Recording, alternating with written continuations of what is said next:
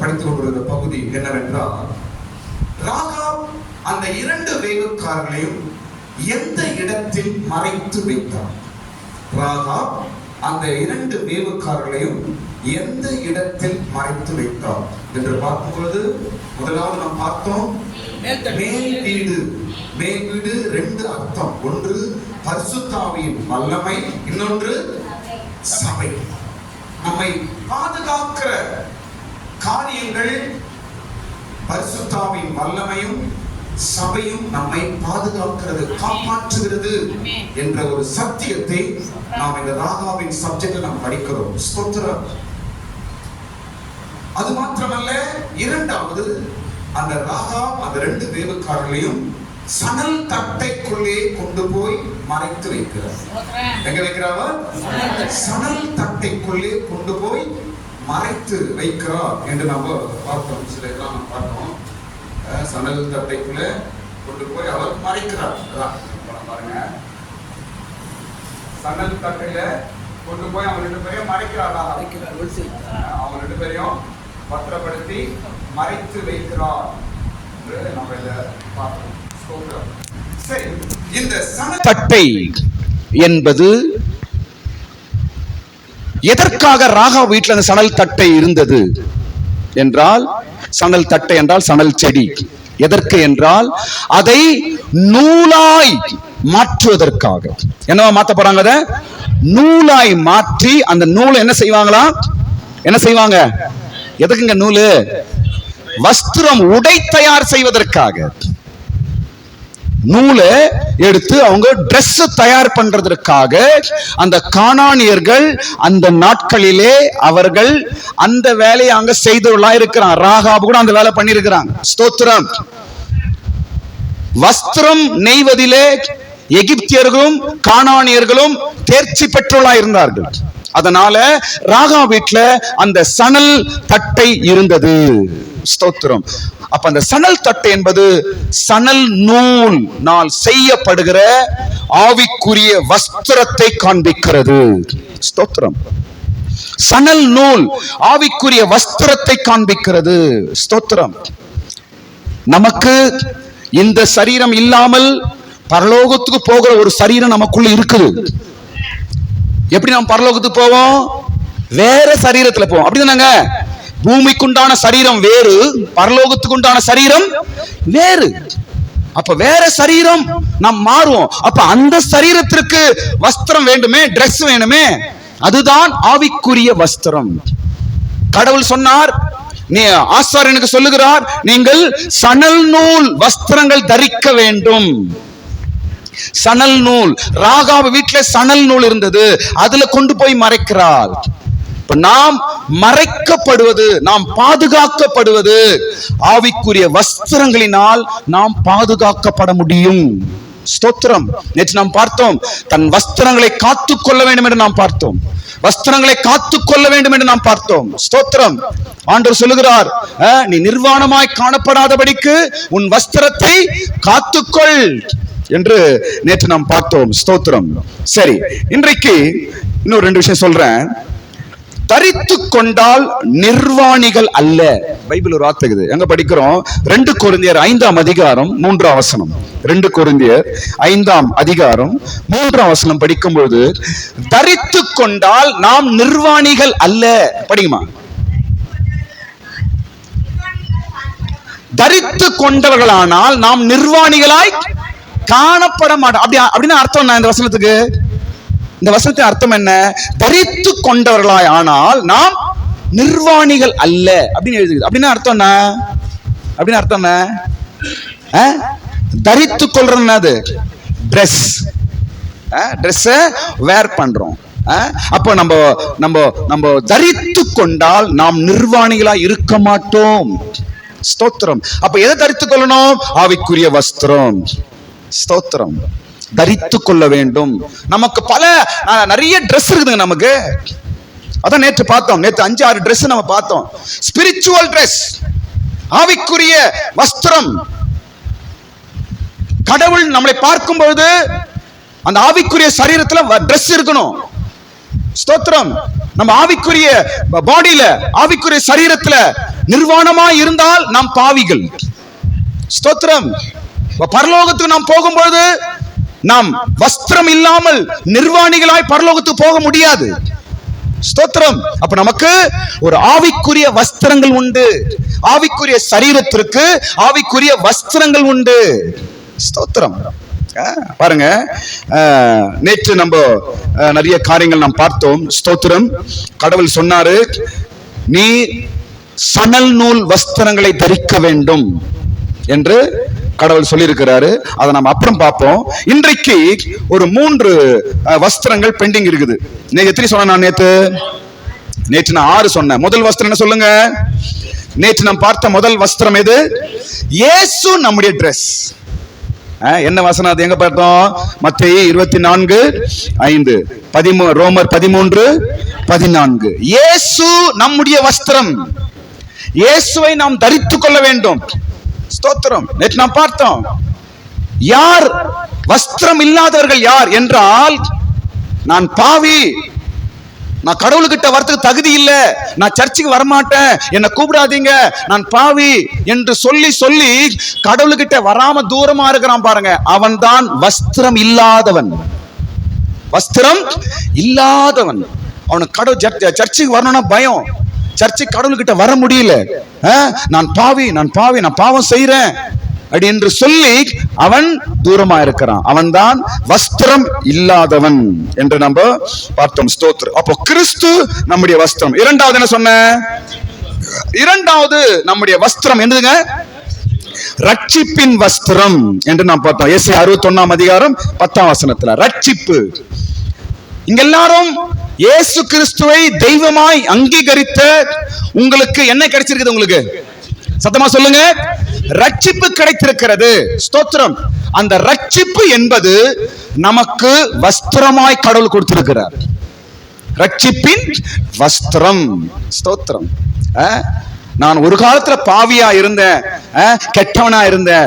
ஏசப்பா என்னை ரட்சித்து அவருடைய பிள்ளையாய் மாற்றினார் என்று எந்த தைரியத்தில் நம்ம சொல்றோம்? நம்ம இப்ப என்கிட்ட பாவம் இல்ல, என் பாவம் எல்லாம் ஏசப்பா மன்னிச்சிட்டாரு, சிலுவையிலே தீர்த்து விட்டாரு என்று எந்த தைரியத்தை சொல்றோம்? நம்ம எந்த தைரியம்?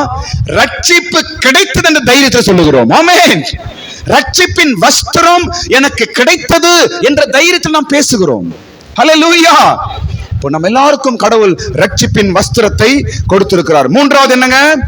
நீதியின் வஸ்திரம். ஏசாயா 59:17 நீதியின் வஸ்திரம். ஸ்தோத்திரம். நீதியின் வஸ்திரம் கடவுள் நமக்கு கொடுத்திருக்கிறார். நீதியின் வஸ்திரம்னா என்ன? நேத்து நான் சொன்னேன். நீதினா என்னங்க? நீதி என்றால் அர்த்தம் என்ன? நேற்று நான் சொன்னேன். ஸ்தோத்திரம். நீதியின் அர்த்தம் என்னங்க? பாவிகள் நாம், ஆனா ஏசப்பா நம்மளை பார்த்து என்ன சொல்றாரு? உன்னிடத்துல பாவமே இல்லை, நீ யாரு? நீ நீதிமான் என்று சொல்றாரு. ஸ்தோத்திரம். அதுதான் நீதியின் வஸ்திரம். ஸ்தோத்திரம். அவருடைய நீதி நம்ம மேல வந்ததுனால நம்ம நீதிமான்களா மாறிட்டோம். பாவமே என்னிடத்துல இல்லை என்று கடவுள் சொல்றார். உன்னிடத்துல பாவம் இல்லை, நீ என் புள்ள பாவம் செய்யலப்பா, என் புள்ள இடத்துல பாவமே கிடையாது, என் புள்ள பரிசுத்தவான், என் புள்ள அப்படின்னு சொல்றாரு. எப்படி? இது தேவனுடைய நீதி. ஸ்தோத்திரம். அவருடைய நீதி வஸ்திரம் நமக்கு கடவுள் கொடுத்திருக்கிறார். அடுத்து என்ன பார்த்தோம்? ஆயுதமாகிய வஸ்திரம். ஆயுதமாகிய வஸ்திரம். ஸ்தோத்திரம். எங்க பார்த்தோம்? ரோமர் 13:12, எபேசியர் 6:11. ஸ்தோத்திரம். ஆவிக்குரிய ஆயுதங்கள். ஸ்தோத்திரம். ஆயுதங்கள். கடவுள் நமக்கு சில ஆயுதம் எல்லாம் கொடுத்திருக்கிறார். அதெல்லாம் வஸ்திரமா? எதுக்கு ஆயுதம்? எதுக்கு ஆயுதம்? எதுக்கு ஆயுதம் சொல்லுங்க? யுத்தம் செய்வதற்கு ஆயுதம். யாரோட நமக்கு யுத்தம் இருக்குது?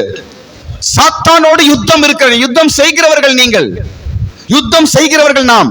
அப்ப கடவுள் நமக்கு என்ன கொடுத்திருக்கிறாரு? ஆயுதம் கொடுத்திருக்கிறார். மார்க் கவசம் கொடுத்திருக்கிறார், கேடகம் கொடுத்திருக்கிறார், பட்டயம் கொடுத்திருக்கிறார், தலை சீரா கொடுத்திருக்கிறார், சமாதானம் கொடுத்திருக்கிறார், இடைக்கச்சை கொடுத்திருக்கிறார். இதெல்லாம் என்னங்க? ஆயுதங்கள். ஸ்தோத்திரம். இவைகள் எல்லாம் வஸ்திரம். இந்த ஆயுதம் நம்ம கிட்ட இருக்கிறதுனாலதான் சாத்தான் நம்மை கண்டு பயப்படுகிறான். ஈஸியா ஒரு கிறிஸ்தவனை சாத்தான் தொடவே முடியாதுங்க. ஆமென் சொல்லுங்க. ஈஸியா எளிதாய் ஒரு கிறிஸ்தவனை, பைபிள் கையில் எடுக்கிற ஒரு கிறிஸ்தவனை சாத்தான் எளிதாய் தொடவே முடியாது. ஸ்தோத்திரம். தொடவே முடியாது. ஏன் சொல்லுங்க? நம்ம இடத்துல என்ன இருக்குது? ஆயுதம் இருக்கிறது. அல்லேலூயா. ஆயுதம் இருக்கிறது. ஸ்தோத்திரம். ஆயுதம் ஒரு வஸ்திரம். அடுத்தது என்ன பார்த்தோம்? அடுத்து என்ன பார்த்தோம்? பரம வாசஸ்தலம் நம்முடைய ஆயுதம். அப்படின்னா என்ன? பரம வாசஸ்தலம் என்னதுங்க? பரலோகம். பரலோகத்தை நாம் ஒரு வஸ்திரமாய் அணிய வேண்டுமாம். பரலோகத்தை நாம் எப்படி வேணுமா? ஒரு வஸ்திரமாய் நாம் அதை அணிந்திருக்க வேண்டும். ஸ்தோத்திரம். எப்போதும் பரலோகத்துக்கு நம்ம போனோம். நான் குடும்பமா கடவுள்கிட்ட இருக்கணும். நான் குடும்பமாய் பரலோகத்துக்கு போனோம். என் குடும்பம் ஏசப்பா கூட பரலோகத்துக்கு போனோம். என் குடும்பம் இயேசுவின் வருகையில போனோம். நாங்க எல்லாரும் பரலோகத்தில் இருக்கணும் என்ற வார்த்தை அப்பப்போ வரணும் நம்ம வாயில. அப்பப்போ அந்த வார்த்தைகள் நம்ம பேச வேண்டும். ஸ்தோத்திரம். பரலோகத்தை நாம் மறந்துடக்கூடாது. நம்ம வாழ்க்கை அதாங்க. நம்முடைய என்னது? நம்முடைய கோலே அதுதான். நம்முடைய லக்கே அதுதான். ஸ்தோத்திரம். எதுக்காக நம்ம சர்ச்சைக்கு வரோம்? பரலோகத்துக்கு போனோம். எதுக்காக பைபிள் படிக்கிறோம்? பரலோகத்துக்கு போனோம். எதுக்காக ஜெபம் பண்றோம்? பரலோகத்துக்கு போறோம். எதுக்காக சத்தியம் கேட்கிறோம்? பரலோகத்துக்கு போனோம். ஸ்தோத்திரம். அப்ப அந்த பரலோகம், பரம வாசஸ்தலம், பரலோகம் என்ற ஒரு வஸ்திரம் எப்போதும் நம்ம போட்டு இருக்கணும். எப்போதும் இருக்கணும். ஸ்தோத்திரம். அல்லேலூயா. அடுத்து என்ன சொன்ன நானு?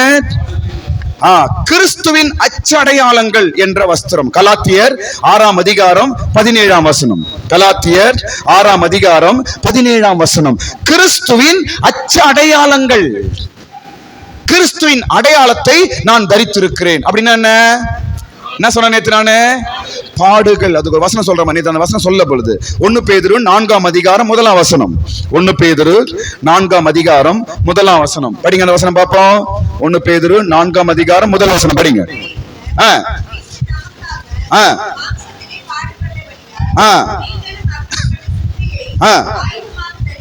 ஆமென். பாடுகளின் சிந்தையை தரித்துக் கொள்ளுங்கள். தரித்துக் கொள்வது என்றால் Dress போல போடுறது. அப்ப எதை Dress மாதிரி போடணுமா நம்ம? எதை? பாடுகளின் சிந்தை. ஸ்தோத்திரம். ஸ்தோத்திரம். கஷ்டப்படுவது, பாடுபடுவது, இயேசுக்காக, சத்தியத்திற்காக, சர்ச்சுக்காக, பரலோகத்துக்காக, பைபிளுக்காக நான் பாடுபடுறேன், கஷ்டப்படுறேன் என்ற மைண்டு நம்மளுக்கு Dress போல எப்பவுமே இருக்கணுமா? ஸ்தோத்திரம். பவுல் எழுதுகிறார், அதை நீங்க தரித்துக் கொள்ளுங்கள். அச்சடையாளங்களை தரித்துக் கொள்ளுங்கள். இயேசு எனக்காக பாடுபட்டாரே, இயேசு எனக்காக வாரினால் அடிக்கப்பட்டாரே, இயேசு எனக்காக சிலுவையில் அறையப்பட்டாரே, இயேசு எனக்காக ஆணிகளினால் அறையப்பட்டாரே, இயேசு எனக்காக முள் கிரீடம் தரித்தாரே, இயேசு எனக்காக சிலுவை சுமந்தாரே. அந்த பாடுகள் எல்லாம் அப்பப்போ நம்ம யோசிக்கணுமா? ஸ்தோத்திரம். ஒவ்வொரு நாளும் இயேசுவின் பாடுகளை நாம் ஞாபகப்படுத்தணும், மறந்துடக்கூடாது. நான் சொல்றேன், கவனிங்க. எந்த அளவுக்கு இயேசுவின் பாடுகளை நாம மனதில் கொண்டு வரமோ, எந்த அளவுக்கு இயேசுவின் பாடுகளை நம்ம வாயில சொல்லுறோமோ, அந்த அளவுக்கு சாத்தானை நாம் ஜெயிக்கலாம். ஆமென். என் இயேசு எனக்காக சிலுவை சுமந்தார். டெய்லி சொல்லணும், என் இயேசு எனக்காக முள் கிரீடம் தரித்தார். இப்படி இந்த சொல்லு பாருங்களேன். சாத்தான் தலை எங்க நசுக்கப்பட்டுச்சு? சொல்லுங்க. சாத்தானின் தலையை இயேசு எங்க நசுக்கினார்? எங்க ஜெயித்தார்? சத்தமா சொல்லுங்க. சிலுவைன்ற வார்த்தை ஆட்சி பில்டிங்ல எகுறணும், அப்படி சொல்லணும் நம்ம. அல்லேலூயா. சிலுவை. சத்தமா சொல்லுங்க. சிலுவையில் தான் சாத்தானின் தலையை நசுக்கினார். சாத்தான் பயப்படுகிற ஒரு முக்கியமான காரியம் இயேசுவின் பாடுகள். எனக்காக ஆணி அறையப்பட்டார் இயேசு என்று சொல்லி பாரு, உன் வீட்டுல பேய் இருக்காது, ஓடும். எனக்காக இயேசு விழாவிலே குத்தப்பட்டார் என்று சொல்லி பாரு, சாத்தான் ஓடுவான். எனக்காக இயேசுவின் காலிலே ஆணி அறைந்தார் என்று சொல்லி பாருங்க, சாத்தான் ஓடுவான். எனக்காக இயேசு விழாவிலே குத்தப்பட்டார், எனக்காக இயேசு வாரினால் அடிக்கப்பட்டார், இத சொல்லி பாருங்க, சாத்தான் நடுங்குவான். இதுக்குதான் பயப்படுவான் அவன். ஸ்தோத்திரம். இப்படிதான் சாத்தானை துரத்துற வழி. ஒவ்வொரு நாளும் நீங்க சோர்வா இருக்குமா இந்த வார்த்தையை சொல்லுங்க. இயேசு எனக்காக சிலுவை சுமந்தார், ஆமென். இயேசு எனக்காக வாரினால் அடிக்கப்பட்டார், ஆமென். இயேசு எனக்காக ஆணினால் அறையப்பட்டார், ஸ்தோத்திரம். எனக்காக இயேசு சிலுவையிலே தொங்கினார், எனக்காக இயேசு அவமானப்பட்டார், எனக்காக இயேசு கஷ்டப்பட்டார். இதை நீ சொல்லி சொல்லி பாருங்களேன், எந்த பிரச்சனையாலும் நீங்க ஜெயிச்சிருவீங்க. ஹல்லேலூயா. எந்த சூழ்நிலை நீங்க ஜெயிச்சிருவீங்க. ஜெயிக்க செய்வது இயேசுவின் பாடுகள், ஜெயிக்க செய்வது இயேசுவின் காயங்கள். ஹல்லேலூயா. அப்ப அதை ஒரு வஸ்திரமாய் நாம் தரித்துக் கொள்ள வேண்டும் பைபிள் சொல்லுது. சரி, இப்போ வேற ஒன்று கவனிங்க. அடுத்த வஸ்திரம் எதுவென்றால் மனத்தாழ்மையும் சாந்தமும் நம்முடைய வஸ்திரம் என்று பவுல் எழுதுகிறார். கொலோசியர் 3ஆம் அதிகாரம் 12ஆம் வசனமும் 14ஆம் வசனமும் படிக்கும்போது மனத்தாழ்மையும் சாந்தமும் நீங்கள் தரித்துக் கொள்ளுங்கள். எத்தனாவது வஸ்திரம் இதுங்க? ஏழாவதா? ஏழாவது வஸ்திரம். படிங்கம்மா சீக்கிரம். கொலோசியர் 3ஆம் அதிகாரம் 12ம் 14ம் படிங்க.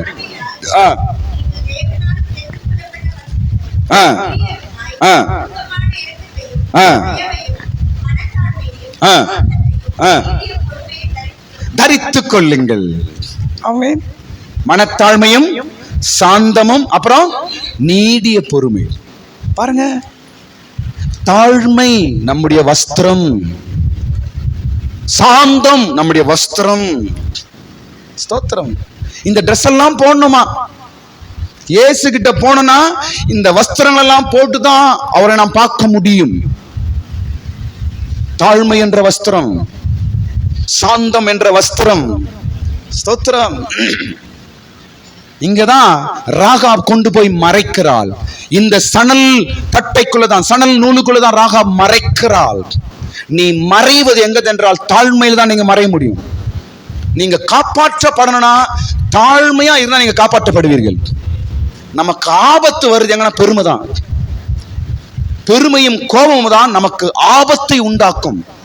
தாழ்மையும் சாந்தமும் இருந்தால் நீங்க தப்பிக்கலாம். நீங்க ஆமென்.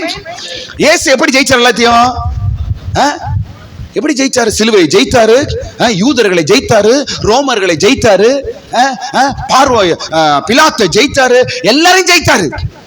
மரணத்தை ஜெயித்தாரு, பிசாசை ஜெயித்தாரு, வெற்றி சிறந்த இயேசுவா மாறினார். எப்படிங்க? அது சீக்கிரம் என்னங்க? இயேசு எப்படிங்க ஜெயிச்சாரு?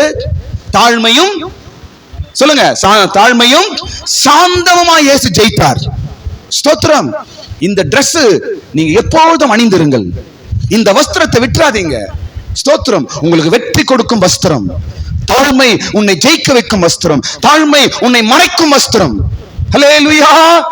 ஸ்தோத்திரம். சரி, அடுத்த வஸ்திரம் எது என்றால் எட்டாவது வஸ்திரம். எட்டாவது ஒரு வஸ்திரம் ஒன்று இருக்கிறது. என்னவென்றால் துதியின் வஸ்திரம். ஏசாயா 61ஆம் அதிகாரம் 3ஆம் வசனம். ஏசாயாவின் புஸ்தகம் 61ஆம் அதிகாரம் 3ஆம் வசனம். படிங்க.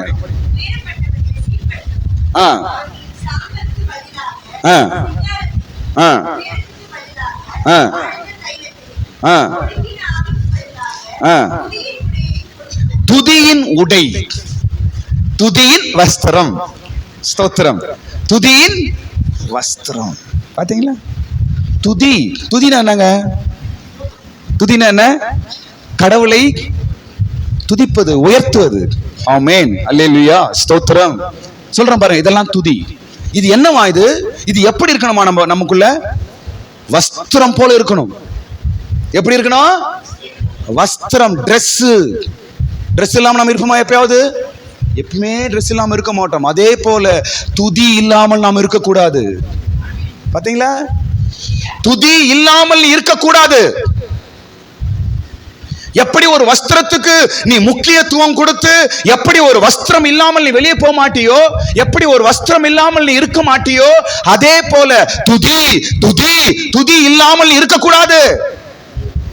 துதி எப்போதும் நம்ம வாயில இருக்கணும். ஸ்தோத்திரம். எல்லாத்துக்கும் வாயில ஸ்தோத்திரம் சொல்லணும். எல்லாத்துக்கும் வாயில ஆமென் சொல்லணும். எல்லா நல்லதா, துக்கமா இருக்கட்டும், சந்தோஷமா இருக்கட்டும், தேவனை துதித்து பழக வேண்டும். ஆமென் சொல்லுங்க. துக்கம் கஷ்டம் வந்தா தான் சோத்திரம் சோத்திரம் சோத்திரம். சந்தோஷம் வந்தா அந்த சோத்திரம் எங்க போகுமே தெரியாது. சந்தோஷம் ஆட்டம் பாட்டம்னா சோத்திரம் வாயில வராது. சோத்ரம் வாயில வர மறந்து போயிட்டு இருப்பாங்க அத்தை. ஆனா ஏதோ ஒரு கஷ்டம், சோத்ர சோத்ர சோத்ர சோத்ர, ஒரு பயம் இல்ல ஒரு கெட்ட கனவு வந்துச்சுன்னா ஒன்னு சோத்திரம் வந்துடும். அப்ப எப்படி அது? அப்ப சோத்திரன்றது சந்தோஷமா தான் வச்சுக்கிறாங்களா பைபிள்ல? சொல்லுங்கம்மா. சோத்திரம் எல்லா சூழ்நிலையிலும். ஆமென். ஸ்தோத்திரம். எல்லாரும் சோத்திரம் சொல்லுங்க. Praise the Lord. இது உங்களுடைய Dress, இது உங்களுடைய வஸ்திரம். தயவு செய்து விட்டுறாதீங்க. ஸ்துதி இல்லாமல் இயேசுவை பார்க்க முடியாது. துதி இல்லாமல் இயேசு இடத்துல போக முடியாது. இன்னொரு வார்த்தை சொல்ற கவனிங்க. பரலோகத்தில் துதி சத்தம் தான் கேட்காங்க. கோடான் கோடி தூதர்கள் என்ன செய்வாங்க? தேவனை துதிப்பார்கள், துதித்து கொண்டே இருப்பார்கள்.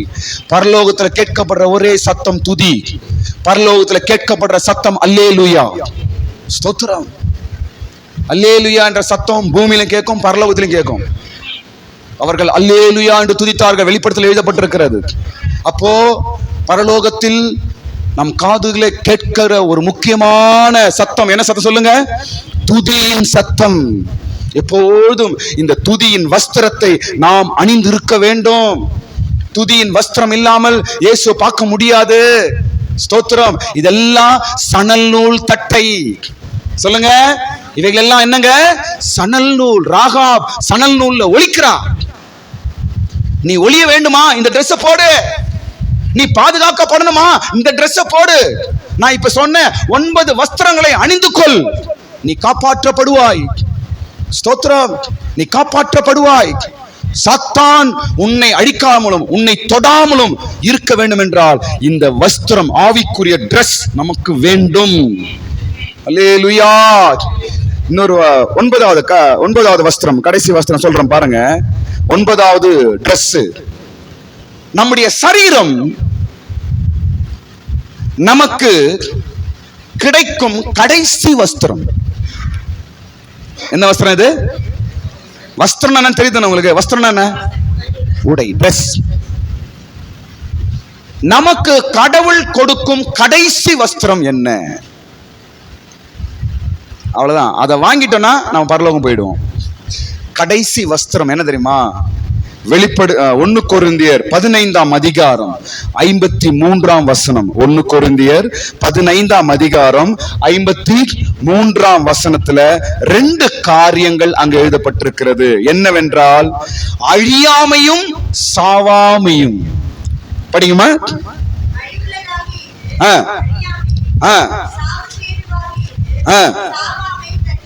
தரித்து கொள்ள வேண்டும். ஒரு மனிதன் இந்த பூமியை விட்டு போகும்பொழுது அவனுக்கு கடவுள் கொடுக்கிற கடைசி Dress, அந்த Dressோட அவன் பரலோகத்துக்கு போயிடணும். என்ன அந்த Dress?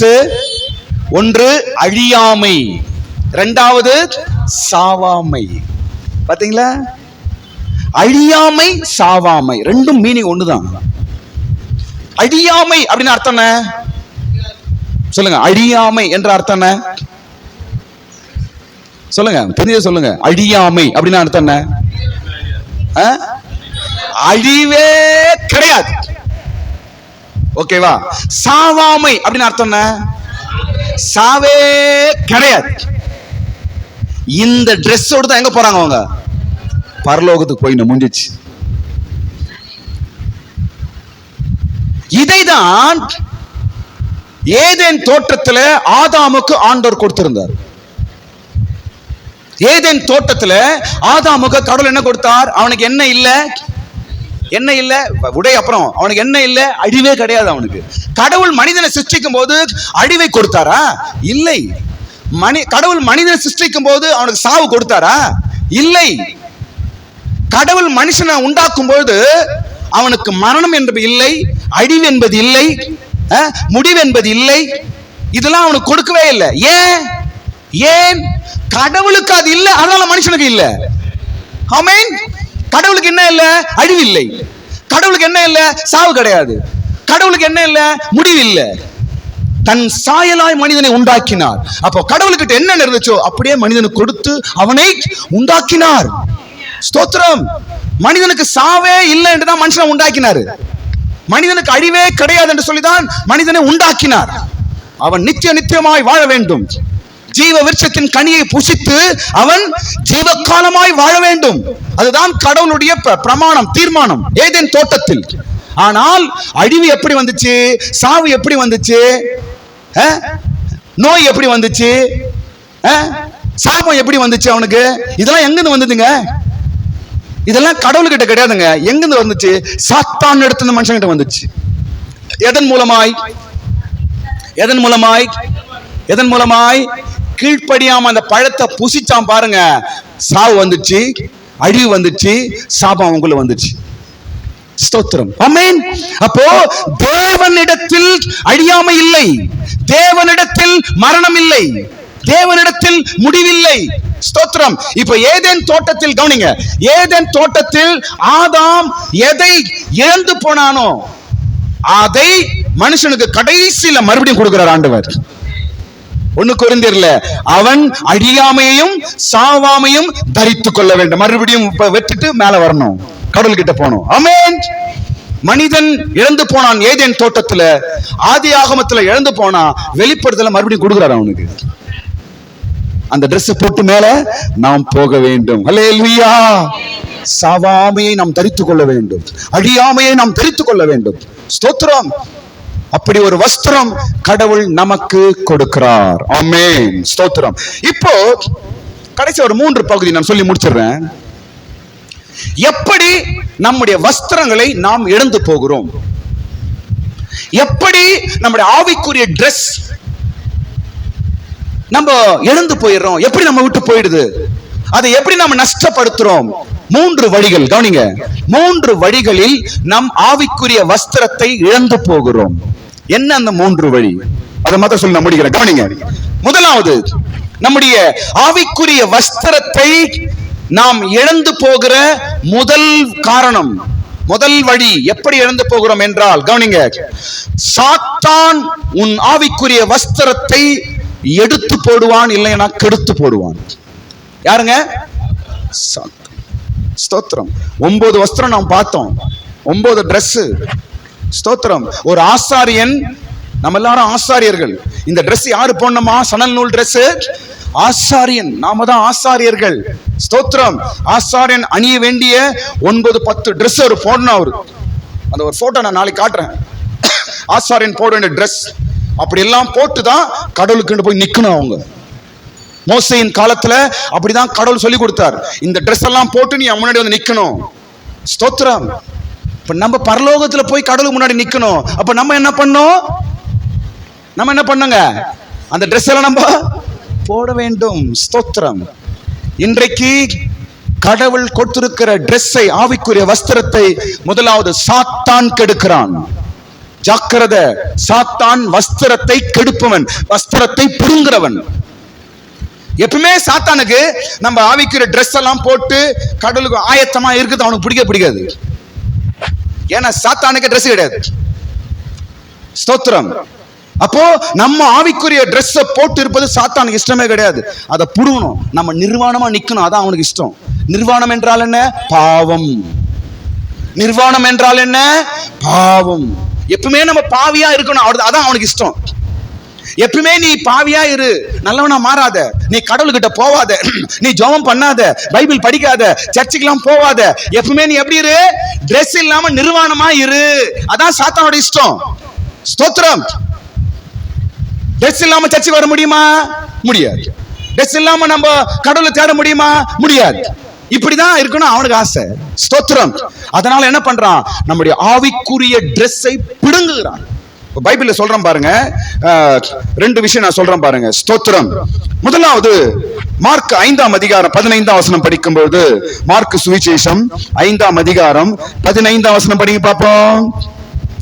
மார்க் சுவிசேஷம் 5ஆம் அதிகாரம் 15ஆம் வசனம்.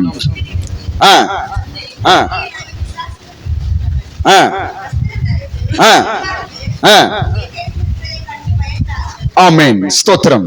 கவனிங்க, இங்க ஒரு பிசாசு பிடிச்சவன இயேசு சுகமாக்குறார், பிசாசை துரத்துறார். அவன் நல்லா ஆயிட்டான். இப்ப ஏசப்பா கால் கிட்ட வந்து உட்கார்றானா. எப்படி இருக்கிறான் அவன்? இப்ப எப்படி இருக்கிறாங்க அவன்? ஏசப்பா கால் கிட்ட சத்தம் படிமா, நீ படி, யாரும் கேட்கலதான். வஸ்திரம் தரித்து உட்கார்ந்து புத்தி தெளிந்தா. எங்க உட்கார்ந்து இருக்கிறாரு இப்ப அவரு? இயேசுவின் பாதத்துக்கு வந்து உட்காருகிறாரு. அந்த பிசாசு பிடிச்சவன் நல்லாயிட்டான். இப்போ எங்க வந்து உட்காருறான்? இயேசு கிட்ட உட்காந்து நம்மள மாதிரி உட்கார்ந்து இருக்கிறான். இப்ப எப்படி இருக்கிறான் அவன்? Dress வஸ்திரம் தரித்தவனாய் உட்கார்ந்து இருக்கிறான். அப்படின்னா அர்த்தம் என்ன? இதுக்கு முன்னாடி அவர்கிட்ட என்ன இல்ல? Dress இல்லாம வந்திருக்கிறான். ஏன்? அவன் யாரால பிடிக்கப்பட்டிருந்தான்? சாத்தான் பிசாசினால் பிடிக்கப்பட்டான். அதனால் வஸ்திரம் இல்லை. சாத்தான் வஸ்திரத்தை கெடுப்பான். உன் ரட்சிப்பின் வஸ்திரத்தை கெடுப்பான். உன் நீதியின் வஸ்திரத்தை கெடுப்பான். உன் தாழ்மையின் வஸ்திரத்தை கெடுப்பான். உன் சாந்தத்தின் வஸ்திரத்தை கெடுப்பான். உன் ரட்சிப்பின் வஸ்திரத்தை கெடுப்பான். இதெல்லாம் அவருடைய வேலை. ஸ்தோத்திரம். பிசாசு வஸ்திரங்களை பிடுங்குகிறவன். கர்த்தர் நம்முடைய வஸ்திரங்களை காப்பாற்றுகிறவர். ஆமென். ஸ்தோத்திரம். இன்னொரு சொல்றேன் பாருங்க.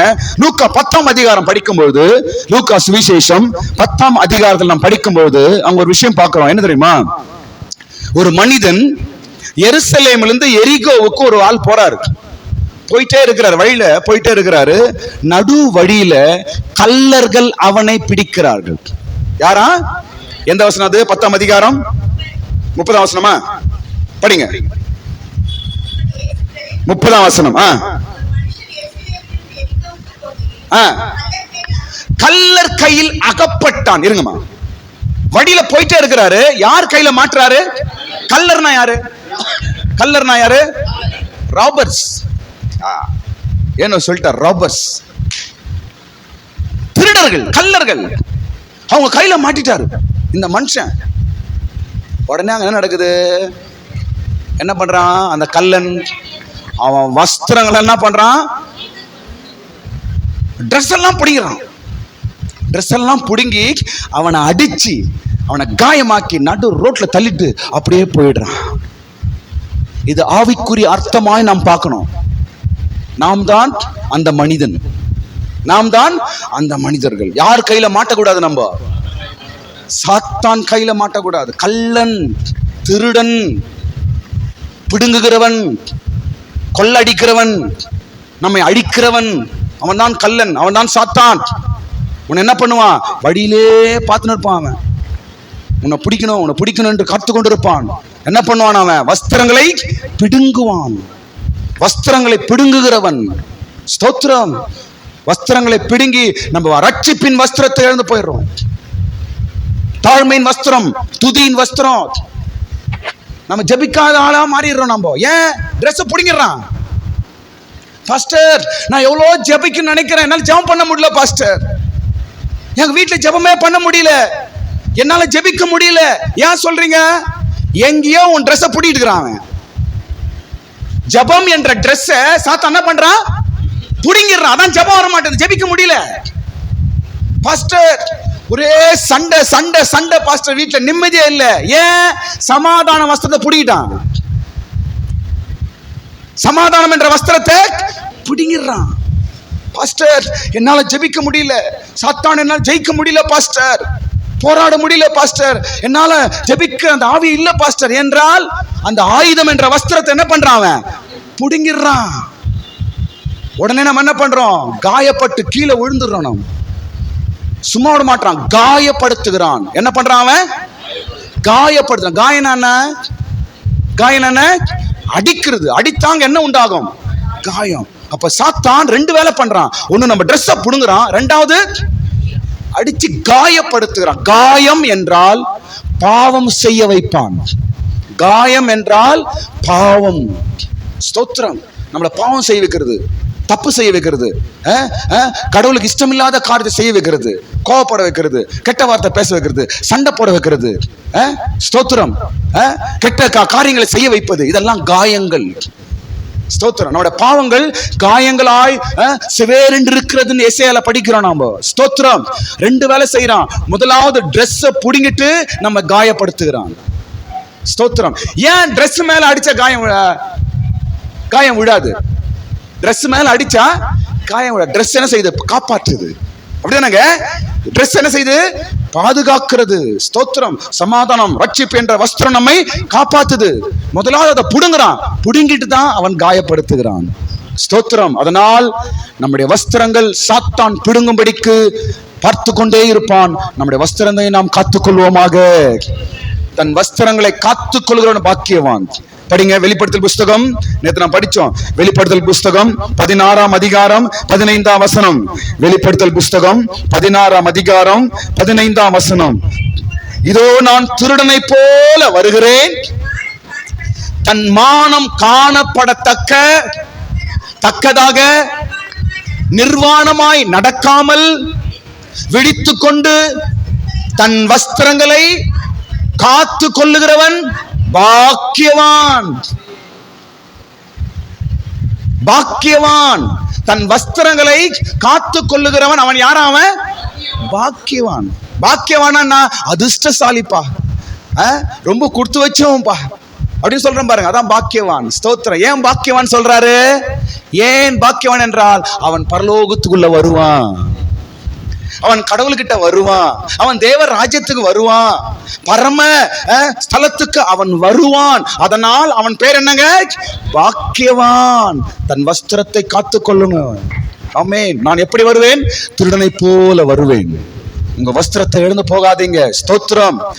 ராகாபை போல அந்த சணல் நூல்ல மறைக்கப்பட வேண்டும். ராகாபை போல அந்த சணல் நூல்ல நாம் மறைய வேண்டும். சணல் நம்மை பாதுகாக்கும். சணல் என்றால் வஸ்திரம். சணல் என்றால் கடவுள் நம்ம கொடுத்திருக்கிற டிரெஸ். அதுதான் நம்மை பாதுகாக்கும். ஸ்தோத்திரம். சரி, நாளைக்கு இன்னும் 2 விஷயம் சொல்லி நம்ம நாளைக்கு 2-3 விஷயம் சொல்றேன். நாளைக்கு எதை சொல்ல போறேன் என்றால், சணல் நூல்னால் செய்யப்பட்ட 5 வஸ்திரங்கள் நாளைக்கு நான் சொல்றேன். நான் சணல் நூல்னால் செய்து நீ போடணும் அப்படின்னு ஆண்டவர் சொன்னார். அதுதான் நம்ம நாளைக்கு பார்க்க போகிறோம். அதனால கர்த்தர் நம்முடைய ஆவிக்குரிய வஸ்திரத்தை காத்துக்கொள்வாராக. ராகாபின் இடத்துல பல சத்தியங்கள் நாம் படிக்கிறோம். அதுல ஒன்று, வஸ்திரத்தினால் நம்மை நாம் காத்துக்கொள்ள வேண்டும் என்ற ஒரு சத்தியத்தை நாம் இந்த நாட்களை கேட்கிறோம். கர்த்தர் தான் நம்மை ஆசீர்வதிப்பாராக. நாளைக்கு அடுத்த சப்ஜெக்ட் நம்ம நாளைக்கு மாலை பார்ப்போம். எல்லாரும் ஸ்தோத்திரம் பண்ணுங்க. ஹல்லேலூயா. ஸ்தோத்திரம், ஸ்தோத்திரம்.